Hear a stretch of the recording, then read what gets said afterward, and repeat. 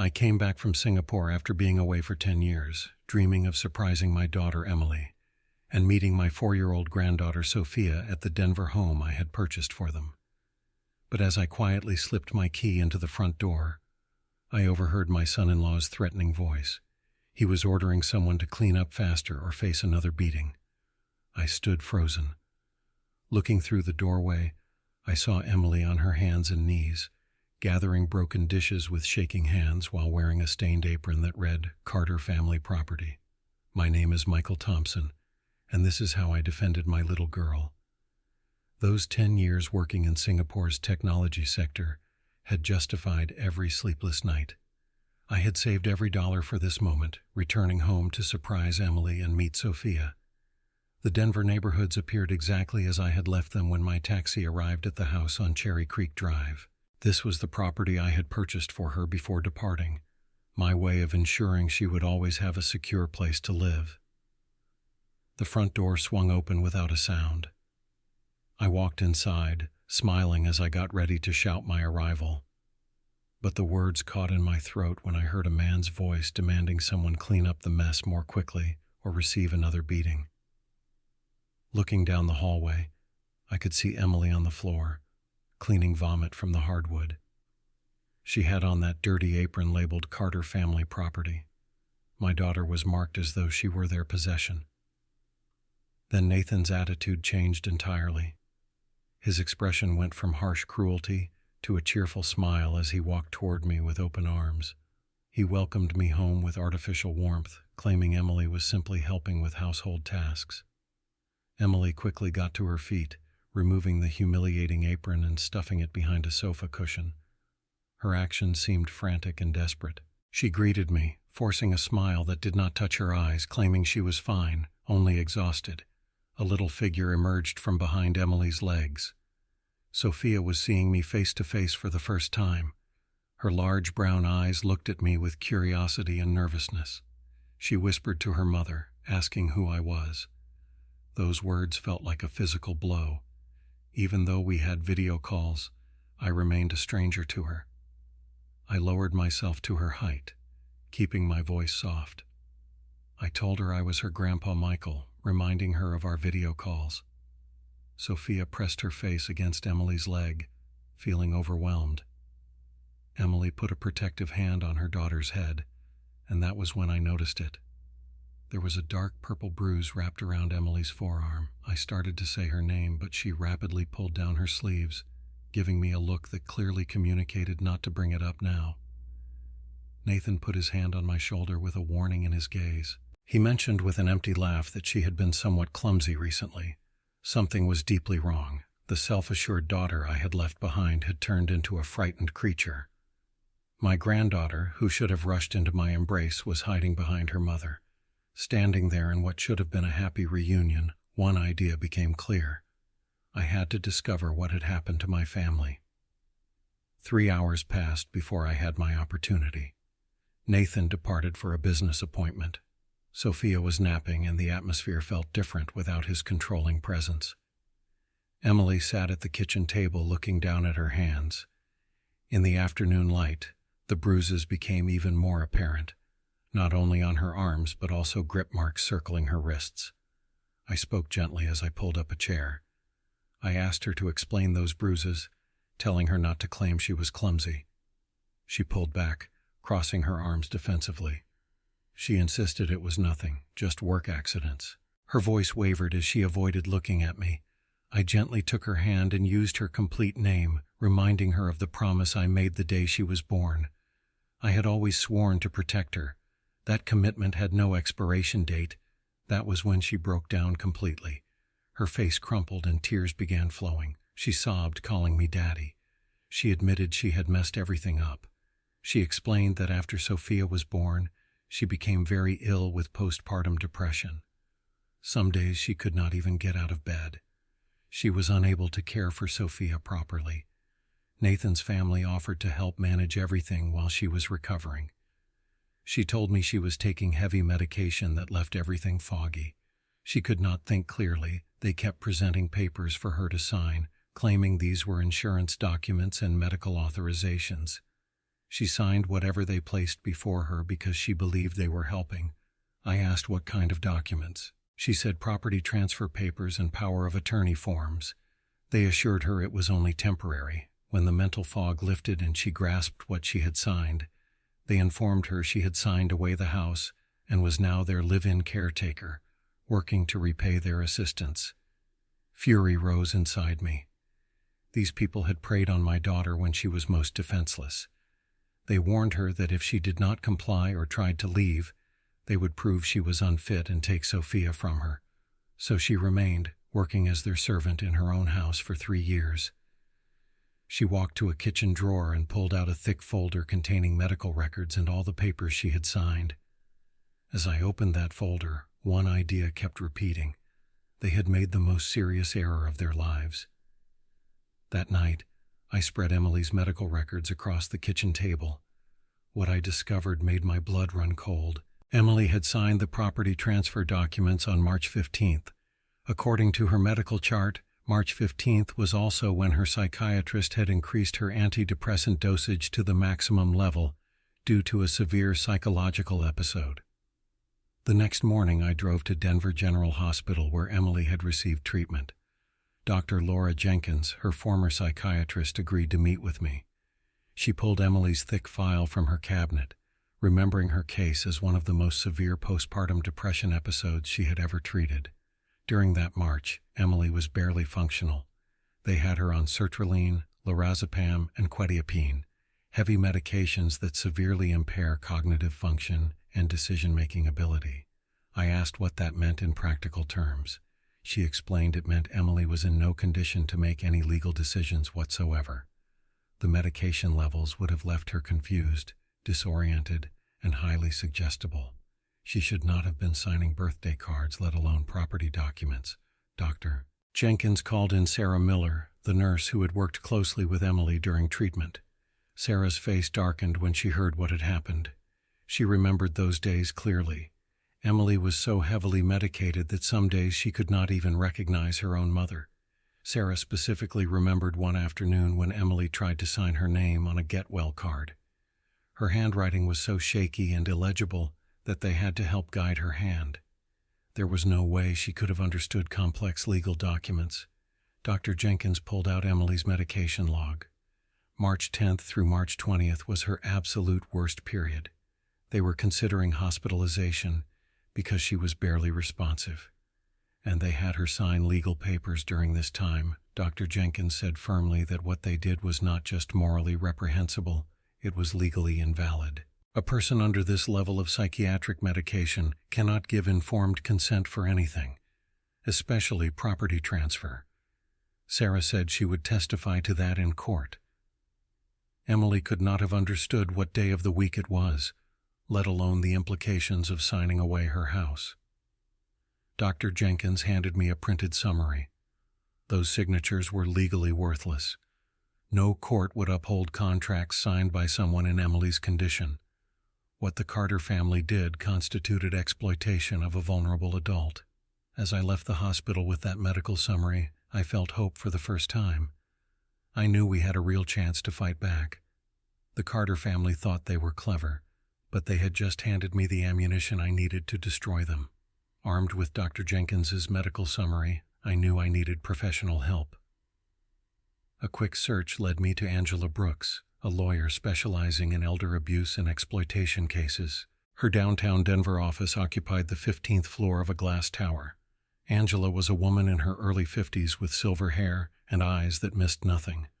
I laid out everything: the degrading apron, Emily's postpartum depression, the suspicious timing of the document signings, and Dr. Jenkins's medical assessment.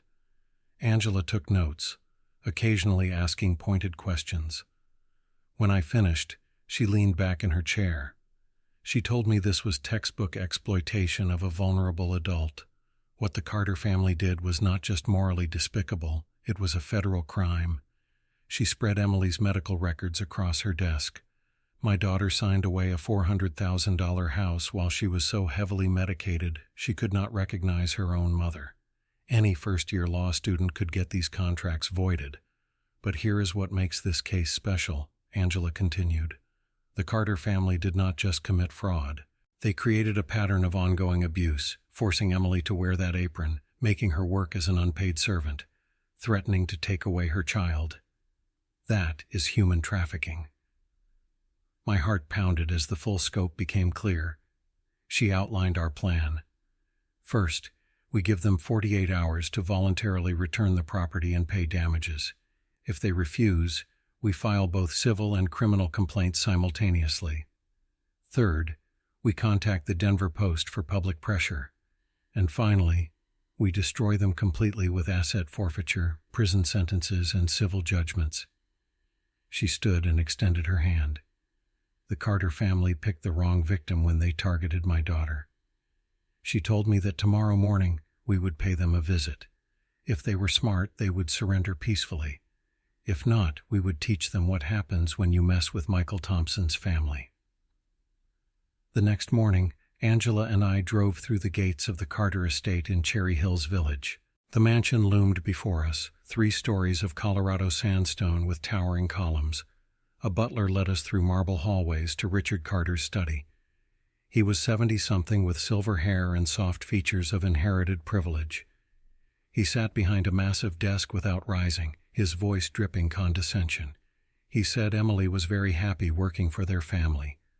I responded, rage controlled but visible, asking if by working he meant being their unpaid slave in her own house.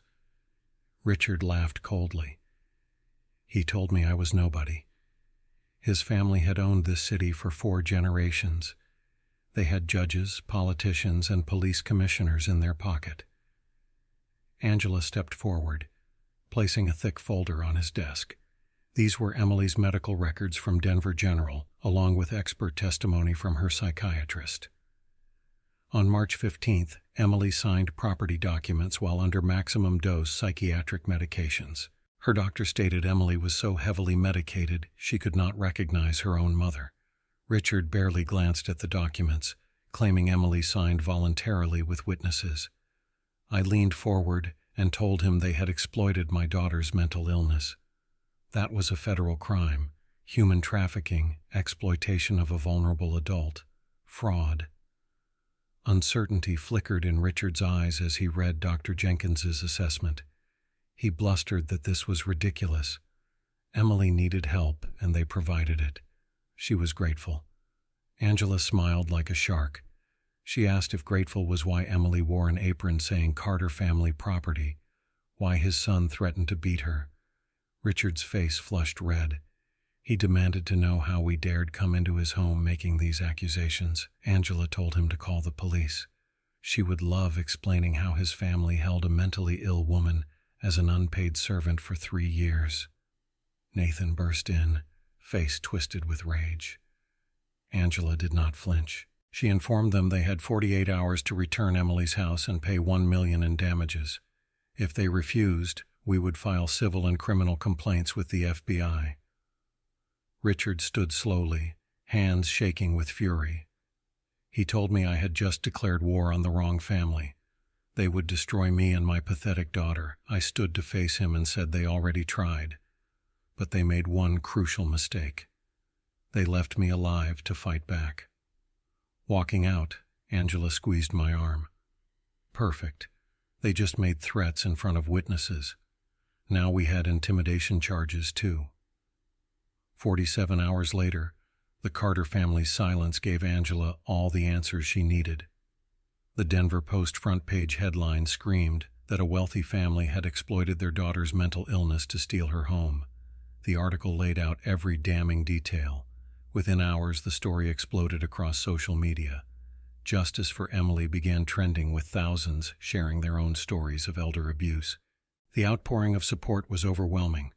A crowdfunding page appeared overnight. The Denver Women's Shelter offered counseling services. Even strangers stopped me on the street to express their outrage. But the real victory came at 2 o'clock that afternoon when Angela called. Judge Margaret Lewis had just granted our emergency injunction. Emily would get her house back today. At the Denver County Courthouse, Judge Lewis's voice rang with authority. Based on the medical evidence presented, it was clear that Emily was not competent to sign these documents. The property transfer was hereby declared null and void, effective immediately. The Carter family's lawyers looked stunned. Richard Carter's face turned purple with rage, while Nathan had to be physically restrained by security. Furthermore, Judge Lewis continued, she was granting a temporary restraining order. The Carter family was prohibited from contacting or approaching Emily or her family. 2 hours later, I watched from our front porch as Denver police officers escorted Emily and Sophia home. Emily carried a single suitcase. Sophia clutched a worn teddy bear, her eyes wide with confusion. Sophia whispered to Emily as they walked up the front steps, asking if they were really going to live there now. Emily's voice broke with emotion. Yes, sweetheart. We are home. We are finally home. That evening, as we sat around the kitchen table, my phone rang. The caller ID showed Nathan's number. Angela advised me to answer it while holding up her own phone to record. I put the call on speaker. Nathan's voice was slurred with alcohol and rage. This war is not over, old man. You think you have won? We will destroy you all. I asked calmly if he was threatening my family. He snarled that he was promising me. Soon I would wish I had never come back from Singapore. The line went dead. Angela smiled grimly as she stopped recording. He just handed us another felony charge. That night, as Emily tucked Sophia into her own bedroom for the first time in 3 years, I felt hope. But Nathan's threats echoed in my mind. This battle was won, but the war was far from over. The first week back in our house felt like a dream. Every morning I woke to Sophia's laughter. Emily moved through rooms like someone rediscovering a forgotten language. Sophia slowly warmed up to me. The breakthrough came Tuesday afternoon when I found her struggling with a bicycle clearly too small for her. That afternoon we bought a bright pink bicycle with training wheels. Watching Sophia's face light up as she pedaled around our driveway was worth every sleepless night in Singapore. I threw myself into fixing the neglected house. Emily surprised me by joining in. Together we repainted Sophia's bedroom yellow, hung new curtains, and planted flowers. Evenings were the best part. Real family meals with conversation and laughter. Sophia would chatter about her day, asking me to read her favorite story about a brave little mouse. One night she called me Grandpa naturally for the first time. My heart nearly burst. For 10 days we lived in this bubble of contentment. Sophia called me Grandpa regularly. Emily's bruises faded and the haunted look in her eyes began disappearing. We were becoming a real family again. But Thursday night, as I tucked Sophia into bed, my phone rang. Nathan's voice was cold and sober this time, more frightening than his drunken rage. He told me not to get too comfortable. Some storms you cannot see coming until they are right on top of you. 2 nights later, a violent thunderstorm rolled across Denver. I was lying in bed when I heard footsteps on our front porch, slow and deliberate. I peered through the curtains. Lightning illuminated a figure moving around the house carrying what looked like a gas can. The smell of gasoline began seeping through the walls. Nathan had come to make good on his promise. I grabbed my phone and dialed emergency services as I ran down the hallway.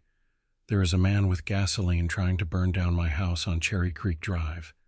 The dispatcher told me they were dispatching units immediately and to get my family out now. But before I could reach Emily's room, I heard the whoosh of flames igniting outside. Orange light flickered through the windows as fire raced around the foundation. Nathan's voice rose above the storm, screaming, "You destroyed my family. Now I will destroy yours. Burn it all down." I burst into Emily's bedroom, shaking her awake. "Emily, we have to go now. The house is on fire." She bolted upright. "Sophia?" We ran to Sophia's room together. She was already awake, sitting up in bed crying as smoke began seeping under her door. The hallway was filling with thick black smoke that burned our lungs. Sophia sobbed that she was scared. Emily scooped her up.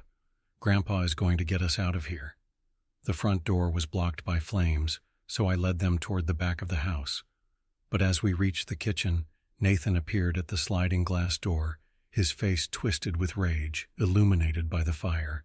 He was holding a crowbar. "Nobody leaves," he screamed, smashing the glass.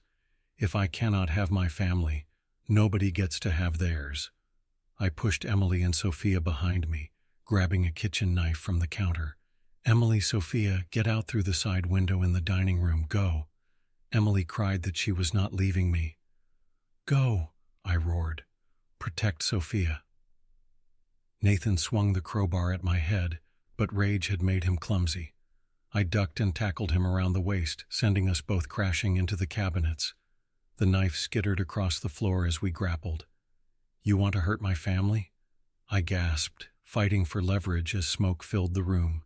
"You will have to go through me first." Nathan was younger and stronger, but I had 40 years of suppressed fury driving me. Every sleepless night in Singapore, every tear Emily had shed, every moment of Sophia's childhood I had missed. It all poured into my fists as we fought. The sound of sirens cut through the storm just as I managed to pin Nathan to the floor.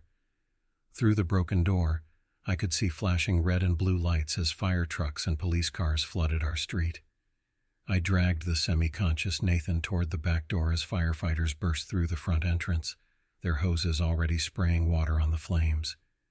Outside in the rain, I found Emily and Sophia huddled together on the neighbor's lawn, both safe but shaking.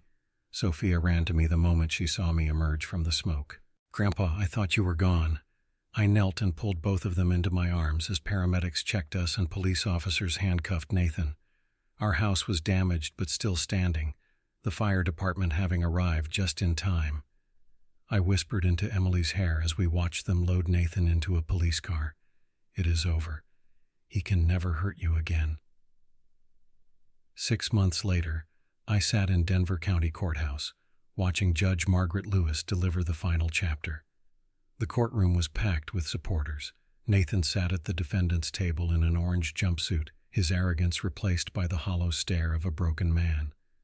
Judge Lewis addressed him with authority.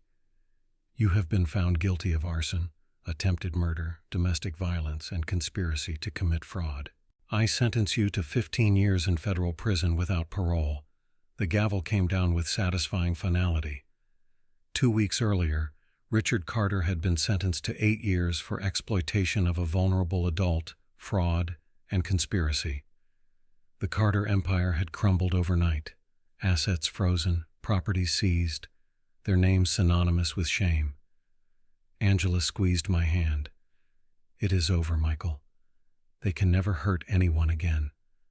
The court-ordered restitution was substantial. The Carter family paid $2 million in damages. Their mansion, cars, and business assets were liquidated to pay what they owed us. We used the money to rebuild from the ground up. The new home had bigger windows, a modern kitchen, and a spacious master suite where I had moved my belongings from Singapore because I was not going anywhere. Emily had asked when I announced I was moving to Denver permanently if I was sure. I had replied that my life was not in Singapore. My life was wherever my family was. The best addition was Sophia's backyard playground with swing set, slide, and sandbox. Every evening I would push her on swings while Emily tended her flower garden. Sophia would squeal, her laughter echoing across the neighborhood.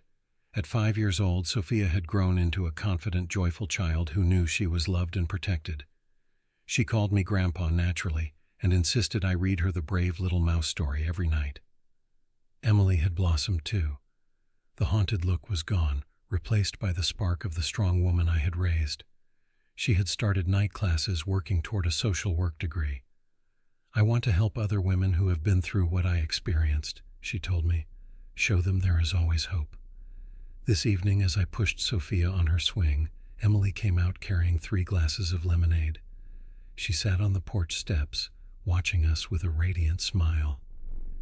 "Grandpa," Sophia said, slowing her swing to look at me seriously, "will you live with us forever and always?" I caught the swing and knelt to her level, looking into those brown eyes so much like her mother's. "Forever and always, sweetheart. Wild horses could not drag me away." Emily called from the porch, voice thick with emotion. "Dad, thank you for saving us. Thank you for never giving up." As the sun set over Denver and Sophia ran off to chase fireflies, I realized this moment, this perfect ordinary evening with my family, was worth more than all my success in Singapore. Reflecting on this journey, I understood how close I came to losing everything that truly mattered. For 10 years, I chased success in Singapore, while my daughter suffered in silence. Do not make my mistake. Do not let career ambitions blind you to your family's pain. Sometimes what looks like coincidence is actually divine intervention. Emily's strength during those 3 terrible years showed me that faith can sustain us through unimaginable hardship. When I saw Sophia hiding behind her mother, afraid of the grandfather she barely knew, I understood the price of my absence, but love has a way of healing even the deepest wounds. If you are working far from home, remember that no amount of money can replace the moments you miss with your children and grandchildren. This story could have ended very differently if I had arrived even a few weeks later. The greatest blessing was not the court victory or the new house. It was Sophia calling me Grandpa with genuine love in her voice. Do not wait for a crisis to bring you home. Do not assume your loved ones are okay just because they do not complain. And never underestimate the power of parental love to move mountains when their child needs them. This true story changed all our lives forever. Emily found her strength. Sophia learned she was protected, and I discovered that home is not a place. It is the people who love you unconditionally. If this story warmed your heart, feel free to share your own family experiences in the comments below.